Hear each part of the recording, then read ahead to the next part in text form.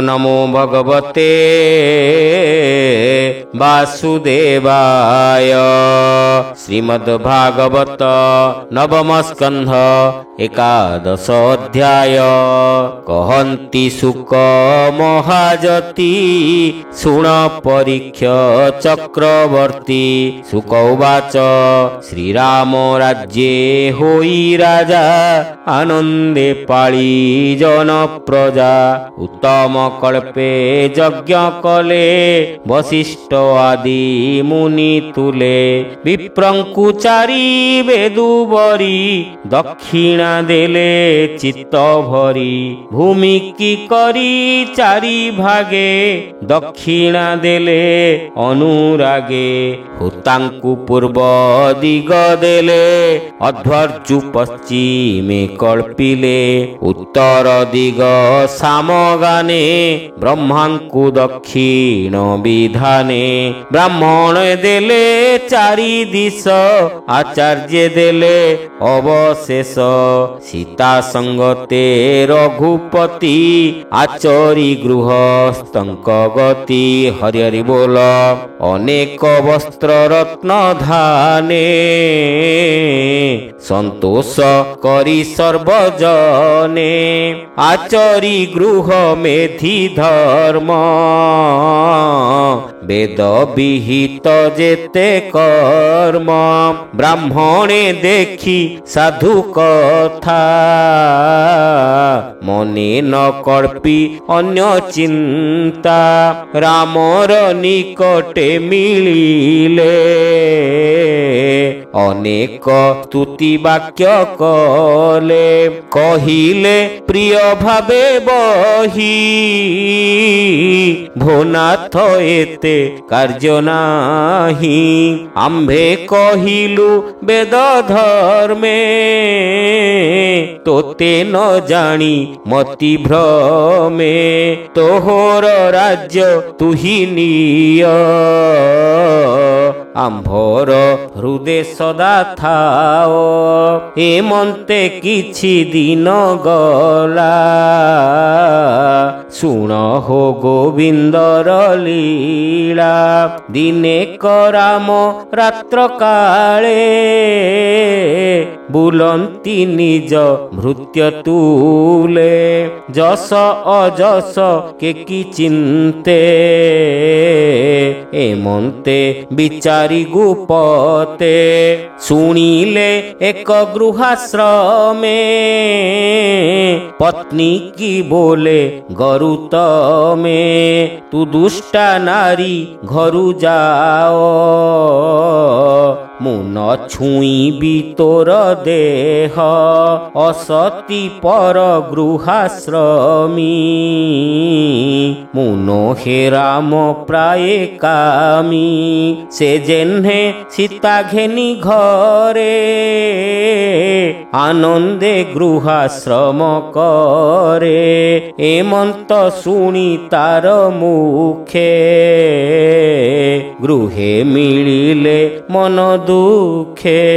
शुणिन लोक अपवाद चिंता बसिला राम हृद।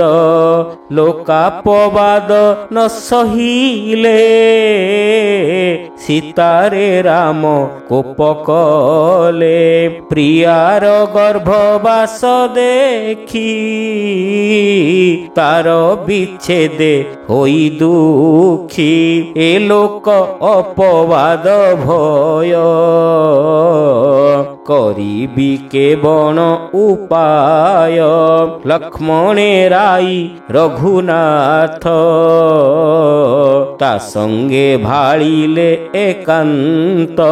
बोइले सीतांकु विपिने निवेशी आसतु बहने। तक्षणे राजा आज्ञा पाई सीतांकु बने निवेश। से मिले बाल्मीक स्थाने बेनी कुमर जात बने। वाल्मीकि भ्रांति छाड़ी मन निज कुटीरे देले ସ୍ଥାନ। ହରି ହରି ବୋଲ। ବାଲ୍ମୀକି ଜାତ କର୍ମ କଲେ ପୁତ୍ର ଦୁହିଁଙ୍କ ନାମ ଦେଲେ। ପ୍ରଥମ କୁଶ ନାମେ ଖ୍ୟାତ ଅନ୍ୟ ଲବ ନାମେ ବିଦିତ।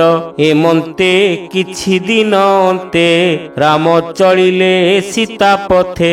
ରାମ ଆଗମ ଶୁଣି କର୍ଣ୍ଣେ ତକ୍ଷଣେ ବରୁଣ ଭୁବନେ। ଜାନକୀ ହୋଇଲେ ପ୍ରବେଶ ମନେ ଅନେକ କରି ରୋଷ। ସୀତାର ନ ପାଇ ସନ୍ଦେଶ ରାମ ଚଳିଲେ ନିଜ ଦେଶ।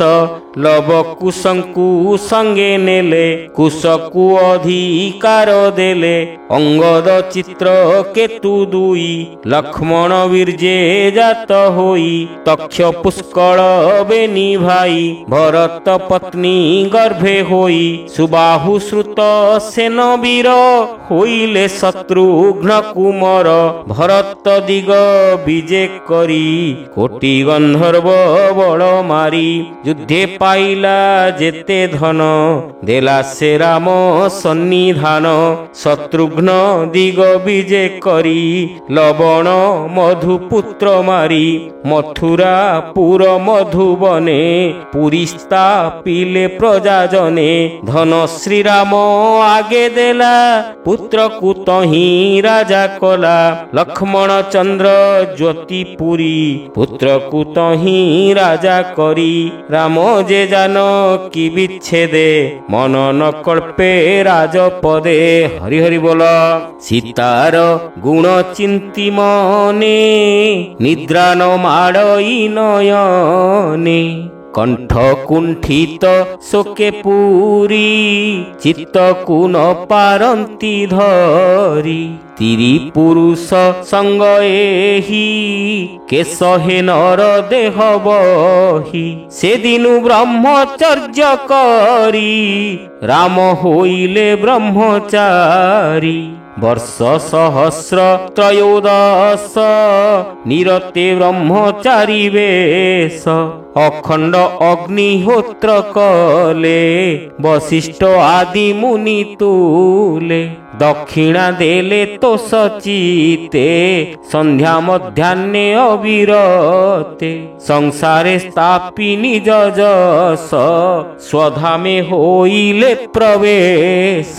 ଲବକୁ ଶଙ୍କୁ ରାଜ୍ୟ ଦେଇ ସକଳ ଜନ ପ୍ରଜାରାଇ। ଚତୁର୍ଦ୍ଧା ରୂପେ ରଘୁନାଥ ଚଳିଲେ ଉତ୍ତରର ପଥ। ତାବର ଜଙ୍ଗମାଦି କୀଟ ଘେନି ଚଳିଲେ ବୈକୁଣ୍ଠ। ବୋଲନ୍ତି ଶୁକ ବ୍ରହ୍ମ ଋଷି ଶୁଣ ହୋ ରାଜା କୁରୁବଂଶୀ। ରାମଚରିତ ତୋ ଅଗ୍ରତେ ସଂକ୍ଷେପେ କହିଲି ମୁଁ ଯେତେ। ଏହା ଯେ ଶ୍ରବଣେ ଶୁଣନ୍ତି ଦୁର୍ଗମ ସଙ୍କଟୁ ତରନ୍ତି। ରାମଚରିତ ପୁଣ୍ୟ କଥା ଯେଣେ ଖଣ୍ଡଇ ଭବ ବ୍ୟଥା। ବୋଲଇ ଦାସ ଜଗନ୍ନାଥ ନବମ ସ୍କନ୍ଧେ ଭାଗବତ। ଭାବେ ବୋଲଇ ଦାସ ଜଗନ୍ନାଥ ଭାବେ ନବମ ସ୍କନ୍ଧେ ଭାଗବତ। ହରି ହରି ବୋଲ। ଇତି ଶ୍ରୀମଦ୍ଭାଗବତେ ମହାପୁରାଣେ ପାରମହଂସ୍ୟାଂ ସଂହିତାୟାଂ ନବମ ସ୍କନ୍ଧେ ଶ୍ରୀରାମଚରିତେ ନାମ ଏକାଦଶ ଅଧ୍ୟାୟ।